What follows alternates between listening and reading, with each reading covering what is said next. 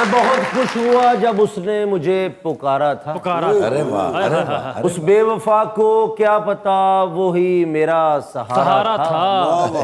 आपने इतनी सारी फिल्में लिखी हैं नासिर भाईजान, ये तो बताएं कि बाहुबली को कटप्पा ने क्यों मारा था?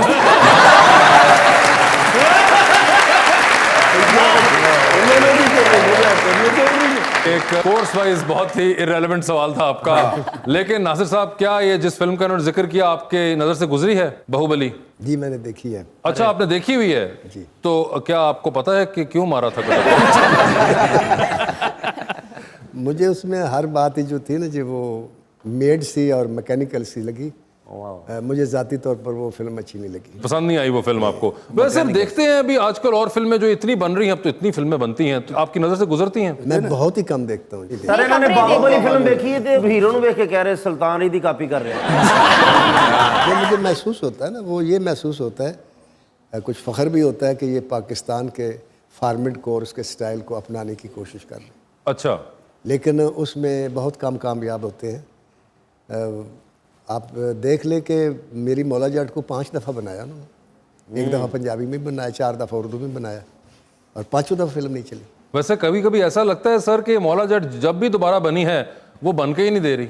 नहीं जी, ओरिजिनल का जो है ना मौला जाट का, वो अब लोगों को ज़ुबानी भी याद है वो, और उसके इमेज को तोड़ के आगे जाना ये बहुत मुश्किल है। जैसे वो है ना कि इसके लिए बड़ा ज़ोर चाहिए।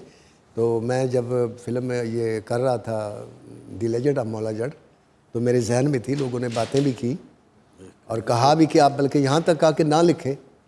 मैंने एक दफ़ा खुद सोचा भी कि मैं ना लिखूँ कि शायद मेरी वो कहते हैं ना जड़ी कीती करती वो भी खून न छुपाया जाए।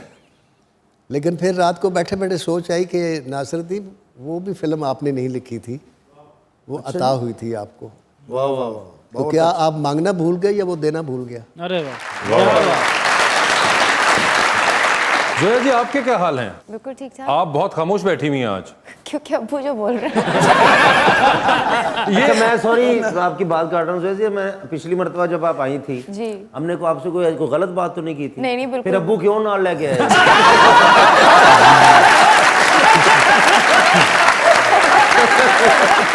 वैसे बड़े अरसे बाद एक तो आप आई हैं, ये बताएं कि आप इसी तरह क्या खामोश रहती हैं घर पे भी, या सिर्फ आज यहीं पे हो रहा है ये? नहीं सिर्फ यहीं पे हो रहा है, वैसे मैं चुप यहीं नहीं पे हो करती। रहा है जी। घर में तो मैं खामोश होती, मेरी ये कंडीशन होती जो उसकी होती। ये आपको यहाँ पे मौका मिल रहा है। और वैसे एक बात बताइए, इतने माशाल्लाह एक टैलेंटेड अब्बू हों और 400 से ज्यादा फिल्में, आपने ये फिल्में देखी हुई हैं इनकी अदर देन मौला जट के अलावा? बताइए। देखिए मेरी बात सुनिए, जब मैं पैदा हुई इन्होंने मूवीज लिखना बंद कर दी। ऐसा क्यों? बस वो दौर भी कुछ ऐसा था कि सखी बादशाह के बाद एक्चुअली मैंने सिर्फ ये अब फिल्में लिखी हैं। अच्छा। वरना यही हुआ है बादशाह साहब के, वो प्रोड्यूसर आ जाते थे, कहानी आपसे ले ली, इनसे ले ली, उधर से ले ली, इधर से ले ली, मेरे से सिर्फ डायलॉग लिखवाते थे कि मैं डायलॉग मास्टर हूँ, स्क्रिप्ट नहीं किसी ने लिया। अच्छा। तो इसकी बस एक आदत मैं आपको बताता हूँ कि ये, वैसे तो मेरे 5 बच्चे हैं माशाल्लाह, और मैं फ़ख्र से कहता हूँ कि मेरा किसी भी बच्चे ने मेरे से जो भी ख्वाहिश की मैंने आज तक ना नहीं की। मेरा बच्चा ये नहीं कह सकता मैंने अपने बाप से ये मांगा और मुझे नहीं मिला। और इंतहा ये है जुल्म की कि मैं रात को 3 बजे जाता था काम से फ़ारग होकर, गाड़ी पार करके अभी मैं बाहर निकला तो आगे ये खड़ी होती थी रात के 3 बजे, ये जागती थी कि मैंने गाड़ी में सैर करनी है, मैंने गाड़ी में बिठा लेना। अब मैंने चक्कर लगाने, एक चक्कर के बाद वापस जाने लगा, इसने कहा नहीं, और इसकी उम्र थी 2-2.5 साल। अच्छा। हाँ जी। और एक दिन मैं एवेन्यू के और स्कीम मोड़ के इतने चक्कर लगाए कि मुझे नाके पर पुलिस ने रोक लिया। कहते जी आपको हम 4थी दफ़ा देख रहे हैं यहाँ से गुजरे, खैरियत है, क्या मसला है? मैंने कहा मेरा मसला नहीं, मेरा मसला ये 7 सीट पर है।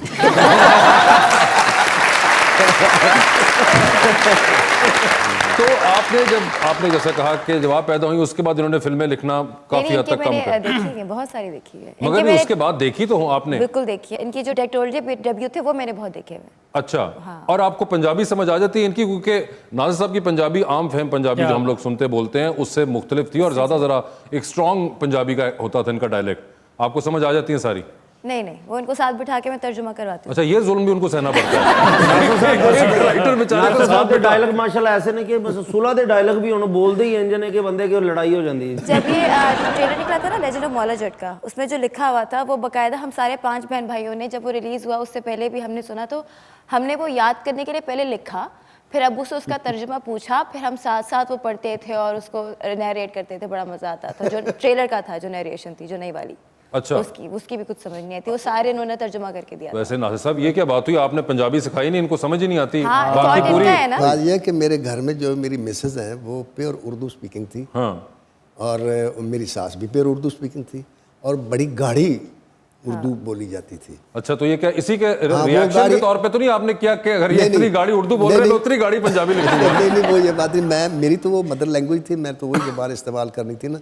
लेकिन इनको सिखाने की इसलिए मैंने कोशिश नहीं की कि पंजाबी कल्चर जो है या पंजाबी ज़ुबान नहीं अच्छा समझती थी मेरी वाइफ, तो मैं डरते डरते फिर दूर हट गया, क्योंकि उनकी ये शिकायत थी कि मैं बच्चों को बिगाड़ने में बहुत मास्टर हूँ, और उसमें कोई शुबा नहीं।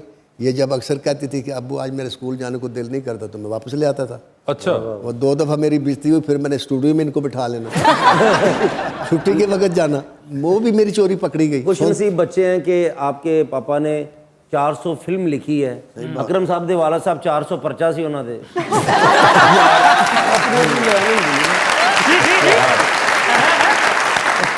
ये बताने वाली बात नहीं है, बस खत्म होगी ना। मगर मुझे बताएं, अब आप खुद खैर एक्टिंग कर रही हैं, कभी आपने अकेले बैठ के, आई एम श्योर आप लोगों को मिलती हैं जो अब मॉडर्न एज में जो यंगस्टर्स हैं वो बात करते हो अगर मौला जट की, और मौला जट एक बहुत one of the most anticipated films है हमारी, कभी आपको रियलाइज हुआ है कि आपके वालिद साहब का स्टाइल ऑफ राइटिंग क्या था? ये बिल्कुल रियलाइज़ हुआ है, और ये मुझे लोगों के रिएक्शन से ज़्यादा रियलाइज़ हुआ है। हाँ, जब मैंने इंडस्ट्री में काम शुरू किया, जब मैंने उठना बैठना शुरू किया, तब मुझे रियलाइज़ हुआ कि द इम्पैक्ट इनकी जो लेजेंड ने छोड़ा है, और किस तरीके से इनके राइटर्स जो हैं जो इनकी राइटिंग के बारे में बात करते हैं जब मुझसे, तो मैं बहुत अप्रिशिएट करती हूँ। तो वो आपको पता चलता है कि अब्बू ने किया क्या है असल में, और क्योंकि ये खुद बहुत हम्बल है, अपनी बात तो खुद करते हैं। एग्जैक्टली ये तो एक और बहुत बड़ी एक इनकी, मैंने इनको लास्ट टाइम भी ये कहा था कि नासिर साहब की एक बड़ी एक कमाल बात है कि आप इनको देख के अंदाजा नहीं लगा सकते कि वो जो डायलॉग इनकी फिल्मों में होते थे वो यहाँ से आ रहे थे। अरे इन्होंने देख के लगता है इन्होंने कभी गंडासा देखिया भी नहीं होना। एग्जैक्टली। अच्छा देखिए वासिफ भाई, आज तक मैंने जेल नहीं गया, मैं हाँ जी, आज तक थाने नहीं गया, माशाल्लाह। आज तक किसी बदमाश से की बैठक पर नहीं गया, और फिल्मों में हमेशा डाकू, बदमाश, चोर, जेल, ये सारा कुछ लिखा। बिल्कुल, ये तो खैर अल्लाह की देन थी, ये कर लिया। लेकिन आप यकीन करें कि ये लिखते हुए कभी भी ये एहसास नहीं हुआ कि मैं कुछ गलत कर रहा हूँ।